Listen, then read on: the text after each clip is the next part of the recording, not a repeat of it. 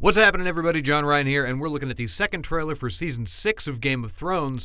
This is actually the trailer that was screened after the premiere of the first episode of the season, so let's take a look. So the biggest thing that I got out of this is this sequence here where we catch up with Bran Stark finally after not having seen him at all last season. And then the Bloodraven, who's this character. You can see his head in the tree above Bran, slouched on the ground there in the roots of these weirwood trees.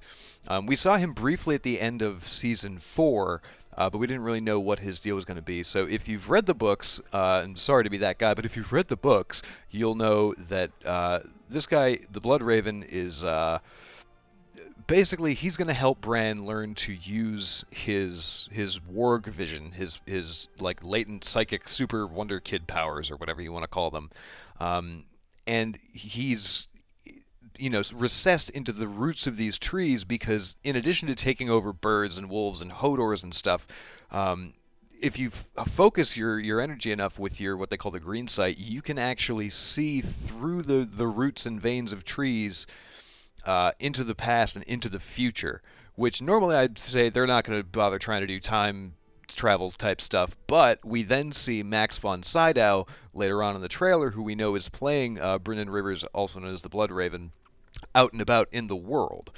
And it looks very, very similar to this sequence, this blink and you'll miss it, second and a half beat of a guy fighting another guy on a hillside.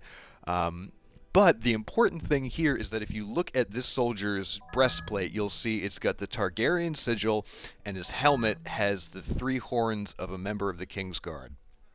And a while back they said that this guy, Eddie Eyre, who looks a lot like the dude running a sword through that other guy, was getting cast as an unnamed knight.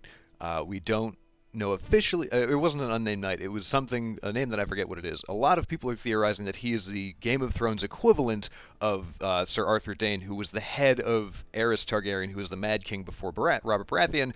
He was the head of his Kingsguard. And so that would mean that this whole sequence that we're seeing here is taking place in the past, which is also kind of backed up by the fact that while I don't know who this actor is or who this character is who he's stabbing, you can see on the right side of the screen on his shield, you can see sort of the pointy neck of the base of the sigil for House Stark, which is the direwolf, and that's further backed up. You can see again when they move, you can see the snout and the sort of roaring mouth of the direwolf. So if that really is the sequence that we're in here with Arthur Dayne and perhaps even Ned Stark later on, a lot of people think that that's going to be what is known in the books as the Tower of Joy raid, which is basically where A, Arthur Dayne gets killed, and B, most importantly, we might learn what happened. It's where Lyanna Stark, who was Ned's sister, dies. And so we could get a lot more insight into what was happening when that went down, which would kind of give a lot of hard facts finally to a lot of fan and community theories. The rest of the trailer is a lot of cool stuff. We see Arya continuing her training. Daenerys is captured seemingly by those Dothraki that took her away at the end of last season. Jorah's still got grayscale. Tyrion's still a drunk. And Brienne and Pod show back up. It's cool because if you look at the banner in the background, you'll notice the sigil of House Tully, which means that they might have made it to Riverrun, which is a storyline that showed up in the books through book 4 and 5 a little bit. But Riverrun is basically the last bastion in the south of what was Robb Stark's Northern Army, and they've been under siege for like a year and a half now. We also see Jaime facing off against the High Sparrow down in King's Landing. And a lot is seemingly going down between these guys. We can see Jaime and Mace Tyrell, who's Marjorie's father, who's still in jail.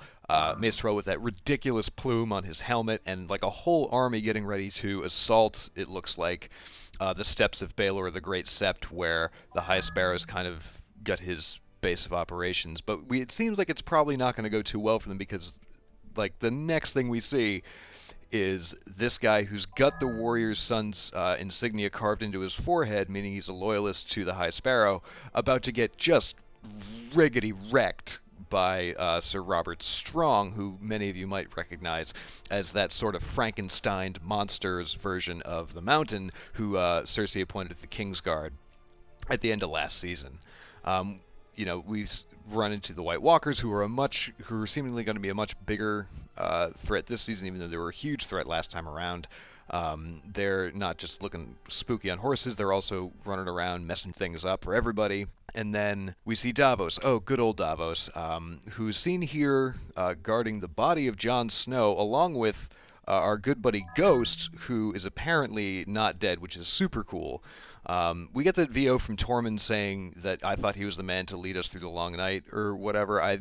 It seems like, so he was referring to Jon Snow, but now it seems like Davos may be taking up that mantle if Jon Snow is out of the picture. You can see him here, in the background. The banner is that of House Stark. Later on in the trailer, we get to see him in what looks like a tavern or a keep with the banner of House Mormont. And further on, we see this big battle showing up between Ramsay Snow and Tormund and the Wildlings. But if you look close, in the top right corner of the screen here, you can see that there's also another banner with the Bear of House Mormont. So it seems like, however Davos was involved, they've managed to keep the Wildlings and the true Northmen, the Northern Loyalists, together. And they also have giants who like to smash down gates, which is super cool. So I'm really interested to see where that storyline takes us this season as well. We also get to look at some new characters. We go back to the Iron Islands and we meet Euron Greyjoy. I'm not sure who this woman is. She seems to be another of the Red Priestesses, meeting with Varys and Tyrion in Meereen. Again, we know very little about her. We'll probably find more, of course, as the season develops. And then, of course, the end of the trailer, Tyrion ventures down into the basements of the Meereen Pyramid and runs into Rhaegal and Viserion, which seems like it ends badly, but something tells me he's going to get out of it A-OK. But we'll just have to wait and find out for Season 6. So thank you guys so much for joining me. For everything else on Game of Thrones and A Song of Ice and Fire, keep it right here on IGN.